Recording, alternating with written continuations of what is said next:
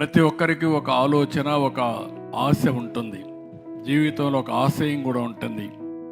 రెండో అమ్మాయిని అడిగాను, కృష్ణవేణిని, ఏమవుతావో అని అడిగాను. ఇంటర్మీడియట్ చేస్తున్నాను, కోచింగ్ కూడా తీసుకుంటా, డాక్టర్ అవుతానని చెప్పి ఆ అమ్మాయి ధైర్యంగా చెప్పే పరిస్థితి వచ్చింది. అంటే ఒక డాక్టర్ కావాలని ఒక పేద కుటుంబం కోరుకుంటుంది. ఒకవేళ ఏదైనా జరిగితే ఆ కుటుంబానికి విధి వక్రీకరించడం తప్ప ఇంకోటి కాదు. నేను అందుకే ఆలోచించాను, వారికి ఇవ్వాల్సిన 38,38,000 రూపాయలు, 40,000 రూపాయలు రావాలి, ఇమ్మీడియట్గా శాంక్షన్ చేయమన్నాను.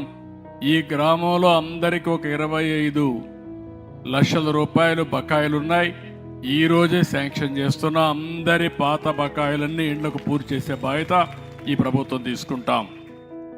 రెండోది, ఆ ఇంట్లో రాము అనే కుర్రాన్ని నేను దగ్గర ఒక 3 లక్షల రూపాయలు అవుతుంది, నర్సారావుపేటలో సెల్ ఫోన్ రిపేర్ షాప్ పెట్టుకుంటారని చెప్పి అడిగాడు.